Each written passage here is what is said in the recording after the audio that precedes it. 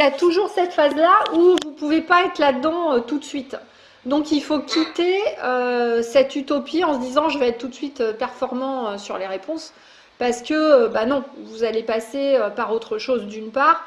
Et d'autre part, les gens qu'on trouve souvent performants sur les réponses, il y en a beaucoup, en fait, ils ne sont pas dans la bienveillance parce qu'ils répondent souvent avec des remarques de jugement ou du tac au tac pour aller déstabiliser l'autre et voire le blesser, mais en tout cas le déstabiliser ou se moquer ou faire un pic, comme on dit. Et ça, c'est pas une bonne chose non plus. Parce que nous on est dans la bienveillance. Et nous, on veut pas faire du mal aux gens, donc on va pas être forcément dans ce truc pile poil du tac au tac, je te réponds et limite, je suis un peu dans le jugement ou je te blesse un peu. Donc, ça, c'est important que vous l'intégriez parce que vous pouvez pas être là-dedans, ça va pas être votre nature. Et donc, ça veut dire un petit temps pour arriver à répondre de manière à ne pas être dans le jugement parce que c'est ça qui est dur. Nous, on a été éduqués avec nos parents avec le tu qui tue, hein. Le tu tu qui tue tue, donc on a l'habitude de réagir comme ça. Comme vous l'avez eu, ce tu qui tue petit, et ben du coup, c'est pour ça que vous répondez pas aux gens parce que vous, ça vous a blessé et du coup, vous avez peur de blesser les gens. Donc du coup, vous n'osez pas le faire. Donc, bah, c'est pour ça que c'est aussi dur d'aller répondre aux gens parce qu'on se dit comment je vais répondre en les blessant pas, en n'étant pas dans le jugement, restant bienveillant alors qu'il faut que je dise un truc qu'ils font pas bien. Donc, c'est ça la difficulté. Donc, c'est normal d'avoir l'entre-deux, mais bon, vous voyez, la dernière fois, vous avez trouvé les mots au boulot, donc ça a été. Oui, mais alors je trouve ce qui est marrant, c'est que quand on me dit quelque chose tout de suite du tac au tac, et ben, ça sort pas. Mais après, et ben, ça vient après. Ah, tout le temps, c'est tout le temps comme ça. De toute façon, vous allez toujours être dans l'auto-jugement. Vous allez être toujours dans oh là là, mais pourquoi j'ai pas répondu ça? Pourquoi ça m'est pas sorti? Et ou ah, j'aurais dû dire ça, et blablabla. Ouais. Donc, c'est-à-dire qu'on est toujours en train de s'auto-juger. On fait de l'auto-flagellation, hein, de l'auto-jugement. Et plus on fait ça, plus la confiance et l'estime de soi, elle baisse, en fait. Ah, d'accord. Donc toute la difficulté, c'est ça, c'est de réapprendre au mental de ne pas réagir comme faisaient nos parents et la société en général. Et il faut bien vous dire qu'on est éduqué avec l'éducation nationale là-dedans. T'es nul, je te fous des notes, je te compare aux autres, t'es moins bon. On est complètement là-dedans. Donc de toute façon, on nous formate comme ça. On nous formate à nous auto-juger, à nous rabaisser. Donc évidemment que c'est pas facile hein, de remonter de tout ça. D'accord.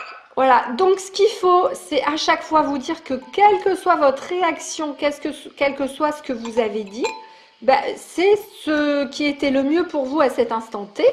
Et donc c'est bien, c'est bien. Et c'est parce que le reste ne devait pas sortir maintenant. Oui, mais souvent ça ressort après. Hein. Et ouais. Soit quelques heures après, soit l'après-midi. C'est marrant d'ailleurs. Mais il faut pas s'en vouloir. Il faut se dire que souvent on réagit pas dans l'instant présent, tout simplement parce que quand on est dans l'émotion, on n'est pas en neutre. Si on n'est pas en neutre, on n'est pas connecté à notre guide et notre intuition, donc on n'aura pas les bons mots. D'accord. Donc il vaut mieux se dire, ah et quand on se dit, ah ouais non mais j'aurais dû dire ça, j'ai vraiment été trop nulle, pourquoi j'ai pas réagi? Bah non, c'est qu'en fait, si vous aviez réagi à ce moment-là, ça aurait été sous la colère, sous la tristesse, sous je sais pas quelle émotion négative, donc ça n'aurait pas été pertinent pour la personne. Donc tant pis, il vaut mieux que notre mental croit quelque part que la personne, elle nous domine encore parce qu'on n'a pas réagi, bah c'est pas grave. Et se dire, ben je reviendrai vers elle à l'occasion quand il va se passer quelque chose. Et là, je sais ce que je dirai. Parce que là, ce sera le bon moment et parce que vous aurez appris à être en neutre. D'accord. Donc c'est ça le truc. C'est ça le truc, hein, c'est que en fait, c'est comment j'apprends sur toute réaction de n'importe qui à rester dans le neutre et pas être dans l'émotif parce que c'est ce qui va me permettre d'avoir les bons mots au bon moment. Parce que dès lors que je suis sous une émotion négative, j'aurai jamais les bons mots. Je suis dans le négatif. Je peux pas. C'est pas possible. Donc, en fait, le plus dur, c'est quelle que soit la remarque que me fait une personne, comment je fais pour ne pas la prendre pour moi, pour ne pas qu'elle me touche, pour ne pas la prendre au premier degré. Même si quelqu'un est en colère et me déverse sa colère, faut bien se dire que la colère, elle n'est pas contre nous, hein. C'est souvent une situation. C'est en plus au boulot, souvent quelqu'un qui n'a pas fait son taf, ou qui n'a pas prévenu en amont, ou qui n'a pas anticipé. Puis après, il se met en colère, parce que du coup, oui, et gars, t'as pas anticipé depuis un mois, donc c'est normal que ça merde. Donc c'est jamais contre nous, et le problème, c'est que l'être humain, il va tout de suite prendre l'émotion négative de l'autre en empathie, en prenant tout ce qu'il y a chez l'autre personne, alors c'est pas nos émotions, c'est les siennes. Oui, c'est les siennes, bien sûr. Donc en fait c'est ça, c'est pour ça que je dis qu'il y a une grosse période d'observation. D'accord. C'est-à-dire que moi il y a une période où j'ai pas trop parlé, parce que je me disais non mais attends, là si t'es pas bien, si t'as envie de réagir en colère, si t'as envie de lui sauter à la gorge, c'est que tu prends son émotion pour toi, et que tu vas réagir dans ce cadre-là, au lieu de réagir pour le contexte et pour faire avancer le contexte, pour faire avancer les choses. En général, quand on réagit spontanément comme ça ne fait pas forcément avancer les choses. Au contraire, ça les envenime. C'est vrai, souvent. Donc voilà, c'est tout ce processus-là sur la communication et sur le langage qu'on devrait apprendre à l'école, et évidemment qu'on ne nous apprend pas. L'autre truc, c'est aussi de dire que de toute façon, les paroles sont le plus mauvais des langages. Donc, il y aura toujours des paroles qui nous blesseront alors que ce n'était pas la volonté de la personne, et nous, on croit de suite que c'est sa volonté. Donc, de toute façon, il y a toujours ça en arrière-plan.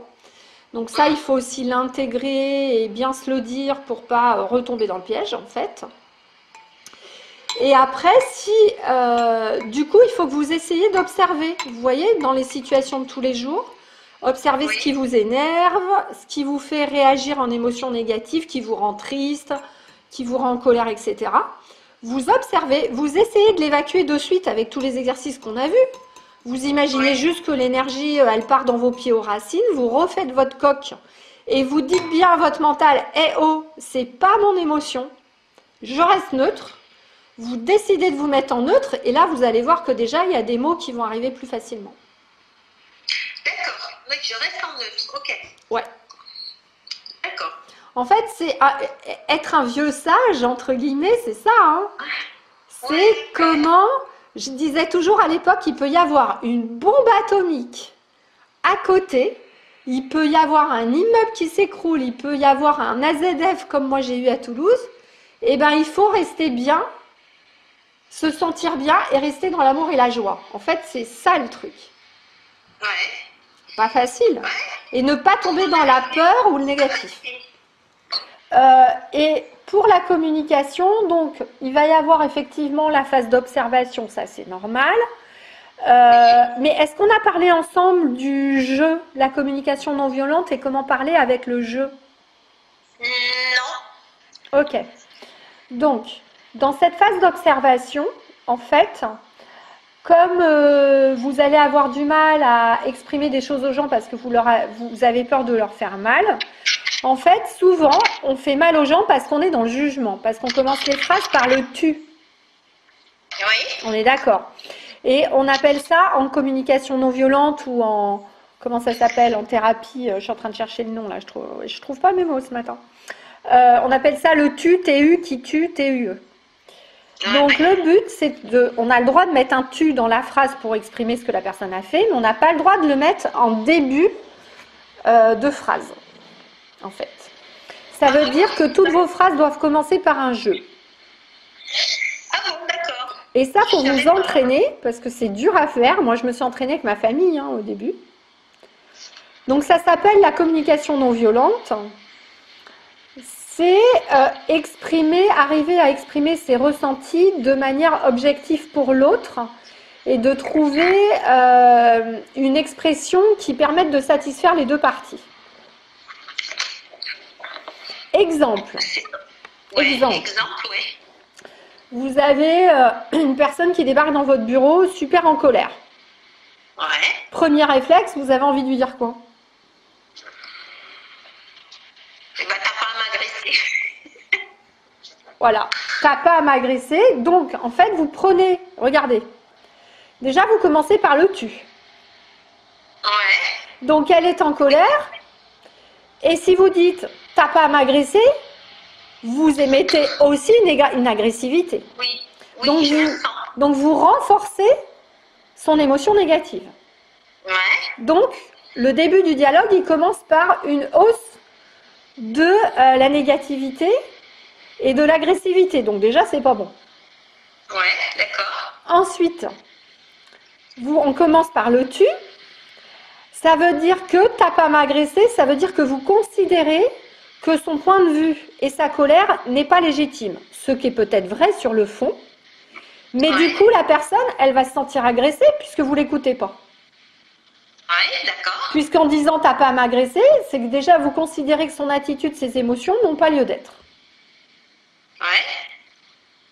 Donc, vous la remettez dans une dynamique d'agressivité. C'est comme ça que les conflits arrivent en entreprise ou en famille. C'est ce qu'on appelle la spirale des conflits. Donc, la bonne réaction de la CNV, c'est des étapes. L'étape 1, c'est je valide ce que dit l'autre, même si c'est une grosse connerie.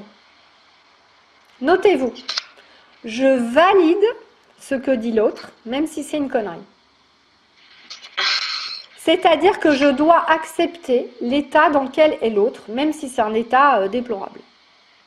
Je dois l'accepter parce que sinon, la personne ne se sent pas écoutée, légitimée et ça va empirer. Les choses vont empirer.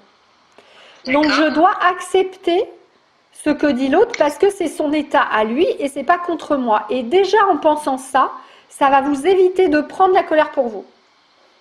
Ah, d'accord. Ça veut dire que moi, la personne qui rentre énervée dans mon bureau, je lui dis « Ok, je vois que tu es en colère, je ressens que tu es en colère, je commence par le « je ».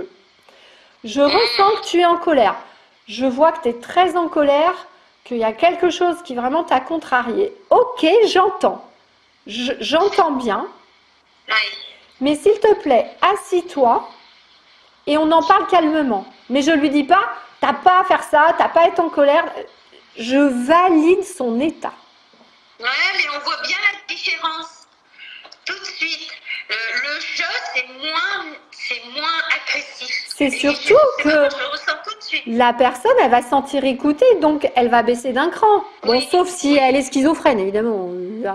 Mais, ou en forte déprime. Mais elle va se calmer instinctivement. Alors que si on est dans le tu, dans le jugement, je vais envenimer la situation. Donc, étape 1, je valide l'autre, même si elle a tort sur le fond, hein, même si c'est une grosse connerie. C'est ok, je vois que tu es en colère, que c'est très important pour toi, que tu es vraiment très contrarié. Ok, j'entends que tu es en colère. Étape 1. Étape 2, j'exprime mon émotion. Cependant, j'aimerais ne pas recevoir juste ta colère comme ça et qu'on puisse parler de la situation. Je voudrais ne pas recevoir ta colère. Déjà, rien qu'en le verbalisant, vous n'allez pas la prendre et vous allez rester en neutre. D'accord, d'accord. Oui, ah oui, là c'est à ce moment-là qu'on reste en neutre. Eh oui. Donc attends, je ne souhaite pas recevoir ta colère comme ça sans comprendre ce qui se passe. Donc neutre. Donc est-ce qu'on peut en discuter 2 secondes et voir quelle solution on trouve ensemble qui satisfasse tout le monde. 3, on essaie de trouver une solution commune qui satisfasse tout le monde. D'accord. Mais on néglige jamais les 2 étapes avant et on n'envoie pas bouler la personne. On valide l'état émotionnel de la personne. Et ça, on devrait l'apprendre en maternelle pour que les parents sachent éduquer leurs enfants correctement pour ne pas les mettre dans ce qu'on les met. Manque de confiance, manque d'estime, le tu qui tue. Et voilà. Mais c'est fait pour. C'est pour que la société fabrique des gens qui aillent pas bien. Oui, bien sûr. Et ça, c'est une méthode? C'est une méthode ou c'est... Tout à fait. Ça s'appelle la communication non violente. Il y a tout un tas de livres là-dessus. Mais moi, je ne vous conseille pas forcément d'aller dans les livres parce que Moi, j'ai raccourci la méthode. Il vaut mieux passer du temps à la pratiquer qu'à lire des bouquins, quoi. Ouais, non, mais c'est sûr, c'est sûr. Voilà, donc si vous faites déjà ça, ce sera énorme. Et ce que je disais, bon, alors moi, j'ai géré énormément d'assistantes de direction. J'ai coaché beaucoup en grosse entreprise. Donc souvent, les assistantes de direction, elles sont confrontées ou à leur DG, qui pète des câbles régulièrement, qui est soupolé, ou des directeurs commerciaux qui sont soumis à forte pression, qui viennent les engueuler dans le bureau, enfin c'est régulier. Donc en fait, je leur disais, le temps que vous maîtrisiez la méthode, vous allez apprendre des phrases types à dire, le temps que vous soyez plus à l'aise. Donc les phrases types, c'était ça. C'était de dire, ok, Patrick ou je sais pas qui, ok, j'entends que tu es en colère, que c'est super important pour toi, que tu n'es pas content, j'entends bien. Mais moi là tout de suite, j'ai des priorités à rendre aujourd'hui, j'ai des choses super importantes, je ne peux pas recevoir comme ça de suite ta demande. Donc, je t'invite à bien m'exprimer ta demande parce que c'était aussi le fait que ces assistantes, souvent, elles ne savent pas dire non. Donc, les mecs, ils se mettent en colère parce qu'ils savent très bien qu'elle va dire oui, qu'elle va faire tout de suite. Ouais, c'est ça. Donc, c'était de dire, ok, j'entends bien que c'est important pour toi. Mais là, moi, j'ai vraiment des trucs importants à rendre pour le DG ou autre. Explique-moi, s'il te plaît, ce qui va pas. Je regarde comment je peux t'aider et je reviens vers toi. Mais je repousse toujours le fait de dire oui. Je ne dis jamais oui de suite. Mais j'entends bien que pour toi, c'est important. Je reviens vers toi dans 2 heures et je te dis ce que je peux faire ou pas faire. Vous voyez? Ouais. Mais elle a désamorcé la bombe. Voilà. Eh oui. Et ce qui est important, alors quand c'est un proche, moi, je vais beaucoup plus loin. C'est-à-dire que quand ma mère, elle m'appelait au téléphone, j'ai mis, je vous dis ça, mais je l'ai fait quand j'avais 40 ans. Avant, je n'arrivais pas à le faire. Le jour de mes 40 ans, ma mère m'appelle comme d'hab avec son négatif. Et là, je lui dis, maman, stop. Maman, écoute-moi bien. Et comme tu viens de parler, je dis, t'arrêtes de parler ou je raccroche? Je lui ai dit, écoute, tu m'as dit que du négatif depuis 10 minutes. Moi, je reçois que ton énergie négative. Je te renvoie cette énergie négative. C'est la tienne, c'est pas la mienne. Moi, j'ai pas envie de la recevoir. Je comprends que tu peux ne pas être bien et que tu as envie de m'exprimer ça. Mais là, j'ai pas envie, là, tout de suite, maintenant. Et j'en ai marre parce qu'à chaque fois, tu m'appelles que pour ça. Je te la renvoie. Maintenant, dis-moi un truc positif qui t'est arrivé, quoi. Et je lui ai renvoyé. Et je vous assure que ça, mais c'est une libération. Mais c'est un truc de fou. Ah oui, d'accord. Et là, vous allez comprendre qu'en fait, on n'apprend pas à l'école à gérer son empathie. Et qu'en faisant ça, c'est immédiat. Vous ne prenez plus le négatif de l'autre, vous êtes en neutre. C'est immédiat. C'est un truc de fou. D'accord. Simplement lui dire que je te renvoie tes énergies. Ah mais oui, parce que si vous dites je les renvoie, et votre coque c'est bon, hein, elle les prend plus, hein, elle comprend. Hein.